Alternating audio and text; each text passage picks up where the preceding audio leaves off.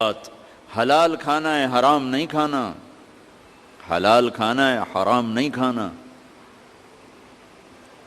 حلال کمانا ہے، حرام نہیں کمانا، حلال ہمیشہ تھوڑا رہے گا، حرام ہمیشہ زیادہ رہے گا۔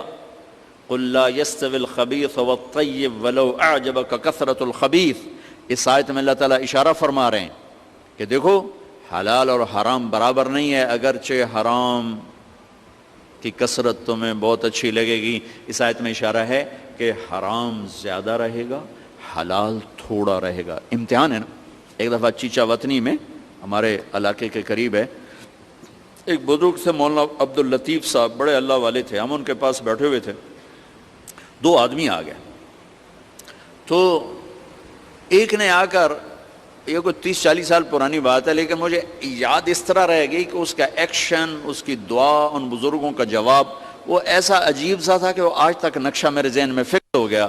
ان کی داڑھی تھی چھوٹی، سر پہ ٹوپی تھی خاکی رنگ کی، اور بڑا چشمہ تھا، یوں ایسے کر کے چوڑا چشمہ تھا۔ آ کر کہنے لگے حضرت جی دعا کرو اللہ رزق حلال دے وے تے بہتا سارا دے وے، یوں ہاتھ پھیلائے، اللہ تعالیٰ رزق حلال دے وے بہتا سارا دے وے۔ انہوں نے بڑے پولے منہ سے کہا حلال تا تھوڑا ہی لبو،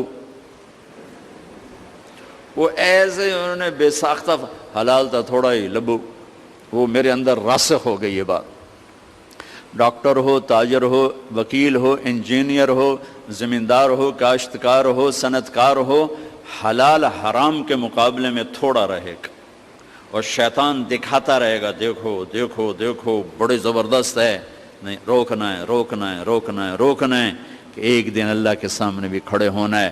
اگر یہ مریض کل کو قیامت کے دن زاہد کا گریبان پکڑ کے کھڑے ہو گیا، یا اللہ میری تو 5 روپے کی دوائی سے بھی کام چل سکتا تھا، اس نے 100 روپے کی گولی لے کر دی، تو پوچھ اس سے، تو کیا جواب دو گے اس نے؟ اگرچہ یہ ایسا نہیں کرتا مجھے پتا ہے، اس لیے میں نے اس کا نام لیا ہے، تو کیا جواب دے گا وہ؟ تو دوسری بتائی کلو من الطیبات، حلال کھانا ہے، حرام نہیں کھانا۔ پھر تیسرا کھانے کا اصول بتایا، کلو واشربوا ولا تسرفوا، کھاؤ بھی صحیح پیو بھی صحیح، پر پیٹ بھر کے نہ کھانا ورنہ بیماریوں کا شکار ہوتے رہو۔ تو وہ نا کھانا، گوشت، روٹی، چاول، سویٹ ڈش تباہی پھیر دی،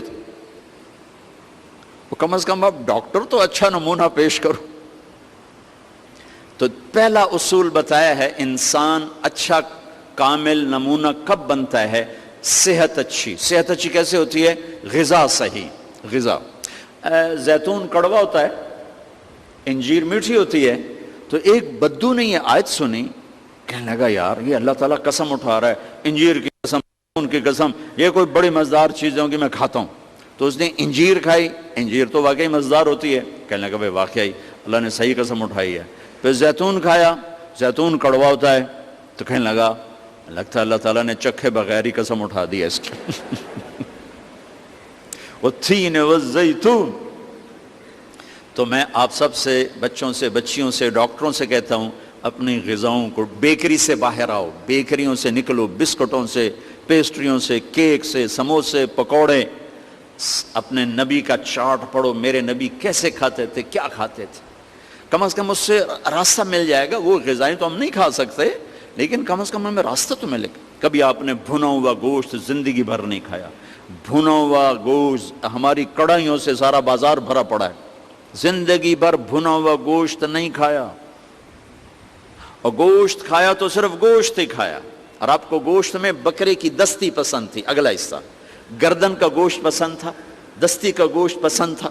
عبید رضی اللہ تعالیٰ عنہ باورچی تھے، وہ دیگ چڑھائے ہوئے کھڑے تھے، تو آپ نے کہا عبید مجھے دستی پکڑانا۔ عربوں میں بوٹیاں نہیں بناتے تھے، پورا حصہ ڈالتے تھے، تو انہوں نے ایسے ڈوئی ڈالی اور دستی نکال کے آپ کو پیش کی۔ آپ نے دونوں ہاتھوں سے پکڑ کر ساری کو ایسے نوچ نوچ کے کھایا، یوں پھینک دی، کہا عبید دستی پکڑانا۔ تو اس نے پھر آپ کو یوں پیش کی، آپ نے دونوں ہاتھوں سے یوں نوچ کے اسے کھایا، پھر یوں پھینک کر کہا عبید دستی پکڑانا۔ وہ کہنے لگے یا رسول اللہ اب بکرے میں تو 2 ہی ہوتی ہیں۔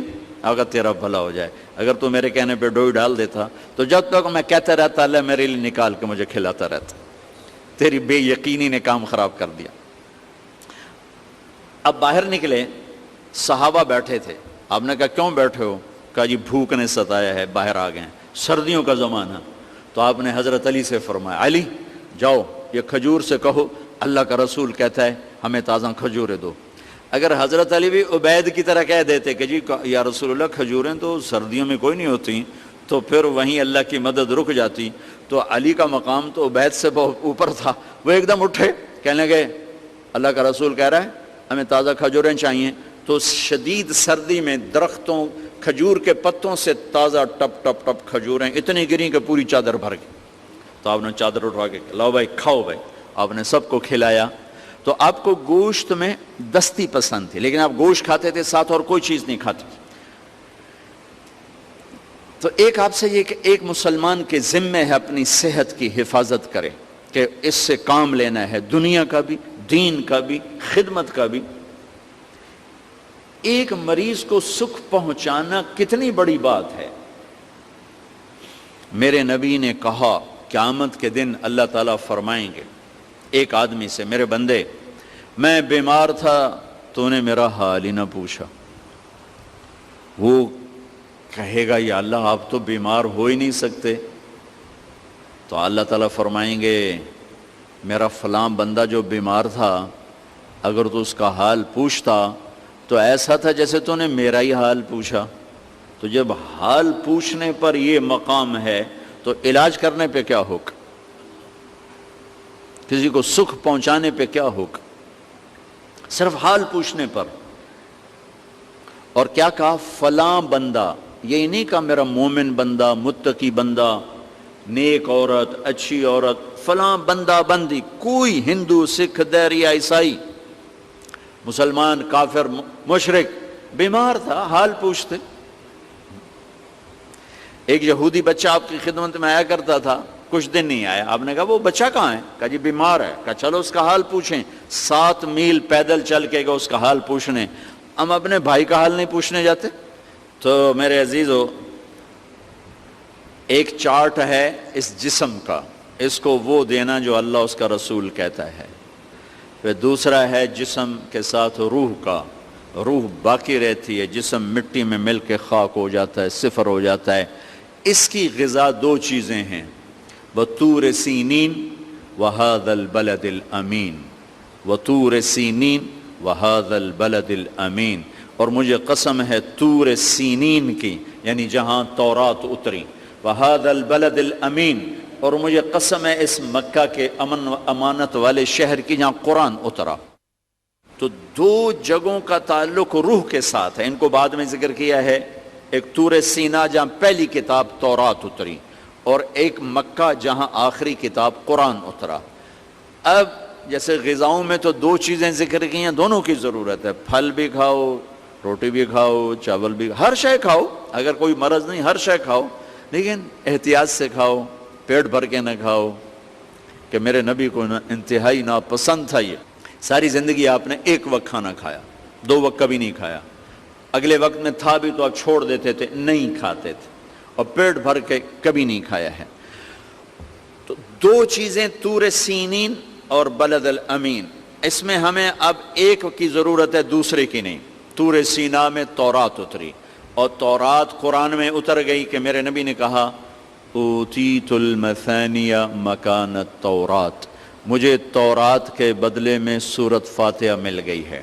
تو تورات آ گئی قرآن میں، والمائدۃ مکان الانجیل، اور انجیل کے بدلے میں سورہ مائدہ مل گئی ہے، والحوامیم مکان الزبور، اور زبور کے بدلے میں حامیم مل گئی ہیں، وفضلت بالمفصلات، اور باقی قرآن کے ذریعے سے مجھے عزت ملی ہے۔ دوسری چیز جس کی یہ ڈاکٹرز کو، لیڈی ڈاکٹرز کو، ایک تاجر کو، ایک صنعت کار کو، ایک افسر کو ضرورت ہے، وہ قرآن ہے جو ہمارے روح کی غذا ہے، کہ قرآن سے آشنائی کے قرآن کیا کہتا ہے۔ یہ اللہ کا پیغام ہے، ھذا بلاغ للناس، لوگوں تک پہنچانے کے لیے ہے، اور اس کو اللہ تعالیٰ نے شفاء لما فی الصدور، یہ دلوں کی شفا ہے، ہدی و رحمت للمؤمنین، ایمان والوں کے لیے ہدایت بھی ہے اور رحمت بھی ہے۔ ان ھذا القرآن یہدی للتی ہی اقوم، یہ سیدھا راستہ بھی بتاتا ہے، یہ وہ کتاب ہے جس کا ٹائٹل ہے لا ریب فی. ساری دنیا کے دانشور جو مرضی لکھیں، کوئی یہ نہیں لکھ سکتا کہ جو کہہ رہا ہوں شک سے بالا تر ہے. میرے رب کا فرمان ہے کہ جو کچھ اتارا جا رہا ہے، کہا جا رہا ہے، یہ شک و شبہ سے بالا تر ہے. دوسری چیز، اس کی ڈاکٹر کو بھی ضرورت ہے، اور تاجر کو بھی ضرورت ہے، عالم کو بھی ضرورت ہے، بچیوں کو ضرورت ہے، آپ کو ضرورت ہے، ایک میاں بیوی کو ضرورت ہے، وہ قرآن ہے. قرآن زندگی گزارنے کا طریقہ بتاتا ہے. اللہ سے کیسے جڑنا ہے یہ طریقہ بتاتا ہے. اللہ کے بندوں سے کیسے جڑنا ہے یہ طریقہ بتاتا ہے. اللہ سے جڑنے کا ذریعہ ہے کبیرہ گناہوں سے بچنا. اتق المحارم تکن اعبد الناس. کبیرہ گناہوں سے بچو، اللہ کے عبادت گزار بن جاؤ گے. اللہ سے جڑنے کا ذریعہ ہے اس کی بندگی اور اطاعت اور اس کے فرائض کا ادا کرنا. اس کے فرائض میں نماز سر فہرست ہے. 700 دفعہ قرآن میں نماز کا ذکر آیا ہے، اور 10 دفعہ اقیموا الصلاۃ وآتوا الزکاۃ، اقیموا الصلاۃ وآتوا الزکاۃ، اقیموا الصلاۃ وآتوا الزکاۃ. 10 دفعہ اللہ نے کہا نماز پڑھو زکوٰۃ دو، نماز پڑھو زکوٰۃ دو. عبادات میں مردوں عورتوں کے لیے نماز سب سے اعلیٰ درجے کی چیز ہے. جعلت قرۃ عینی فی الصلاۃ. آپ کلاس لے رہے ہیں، نماز سر پہ آ گئی ہے، اب آپ مسجد کی طرف بھی جائیں. آپ کلینک میں بیٹھے ہیں، نماز کا وقت آ گیا ہے، آپ 10 منٹ کا وقفہ لیں اور اپنے اللہ کے سامنے سجدے میں سر رکھیں. پھر آپ اپنے کلینک پر آئیں. آپ آپریشن کر رہے ہیں، وہاں سے نکلنا مشکل ہے، آپ 10 منٹ بعد نماز پڑھ لیں، لیکن چھوڑنے کی گنجائش نہیں ہے. گھر میں بچوں کے ساتھ خاتون مشغول ہے، اللہ کا بلاوا آ گیا، اب اللہ کے سامنے کھڑے ہو جائیں کہ اللہ تعالیٰ نے آپ کو بلایا ہے، اور یہ سر زمین پہ رکھنا میری آپ کی سب سے بڑی معراج اور عزت اور عظمت